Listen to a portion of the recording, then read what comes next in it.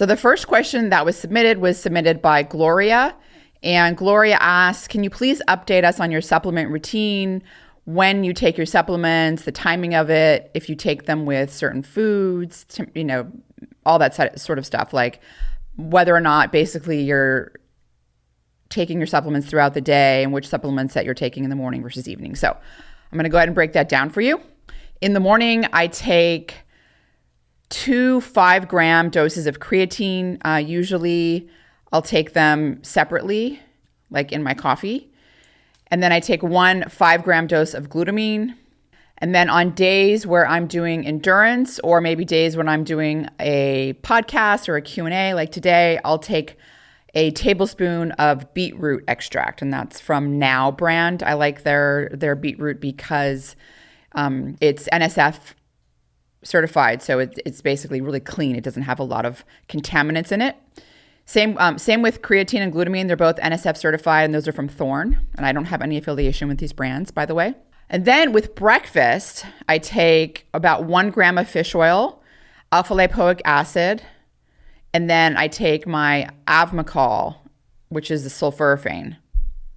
In the afternoon, I take my PQQ and my Cocovia and my multivitamin, and that's usually with my lunch. And in the evening, this is after dinner, I take my vitamin D, I take my magnesium, my K2, I take another gram of fish oil, I take 3 milligrams of melatonin, I take my vitamin C at that time, and then I also take my ubiquinol. And my ubiquinol, I've shifted to the Pure Encapsulations VesiSorb ubiquinol because the VesiSorb dramatically increases the bioavailability. And by the way, the doses of the other things are pretty standard as well.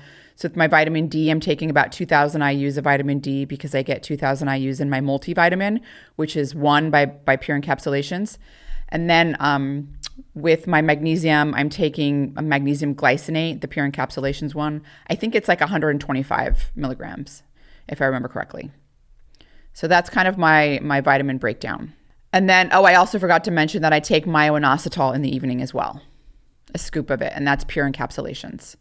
So some people are asking about creatine being broken down in coffee. So I talked about this with Dr. Darren Kandow, and he really didn't think that the temperature of coffee was a problem and that it was fine to put in the coffee. He thinks that like it's really, if you're just like having it for a really long time and just boiling hot water, that might break down the creatine, but he didn't think it was a problem in the coffee. And it's just the easiest for me to do. So that's why I do it.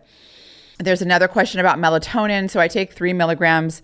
I take it for a couple of reasons. One, it helps with my night terrors.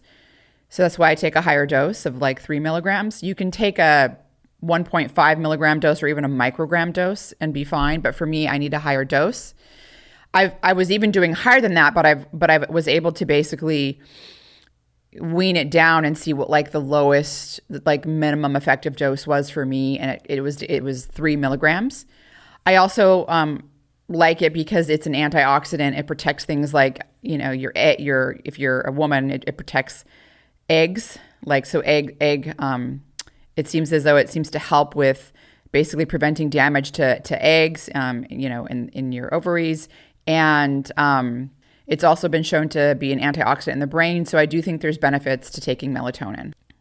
And I don't feel it's addicting at all for me. In fact, I do go through periods without taking it. It's just when I'm really stressed and I have the night terrors that kind of comes back. Heather's asking if she'd like my opinion on whether or not, the new sort of news that has come out about taurine perhaps even playing a role in promoting cancer, what my thoughts are on that. I'm not really worried about it, to be honest. I think it was just like a very in vitro kind of study. Doses were completely irrelevant, and right now I have no concern about taurine causing cancer. Okay, so the next question it's another rapid fire question. It was submitted by John. John wants to know why I lowered my omega-3 dose. I think I was taking 4 grams and now I'm doing 2. So the real reason is I eat a lot of salmon and my omega-3 index was just so high and I just didn't feel any need for it to be like close to 16. So, getting down anywhere to the 10%, 12% range, I think is plenty. So I just, that was the main reason. Mitchell asks wants to know what creatine supplement I use and how many grams per day, and do I mix it with protein powder or just by itself? And I already mentioned that. So usually I take 5 to 10 grams of creatine per day. On days when I'm just doing a run, I really only take 5 grams. So I only do runs twice a week. So most of the time I'm taking 10 grams.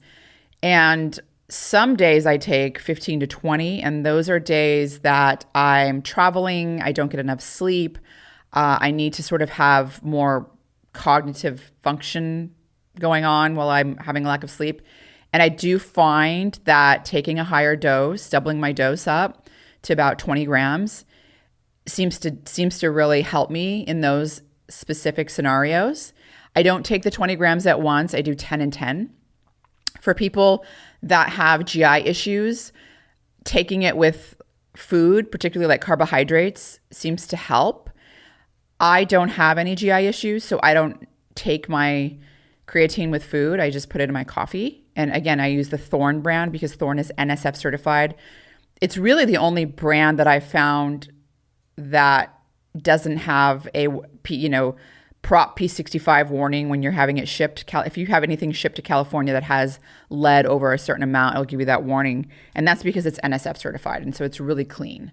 So I really highly recommend getting an NSF certified creatine supplement. And again, Thorne is my go-to. Thorne also has travel packets that I like as well that I use when I'm traveling.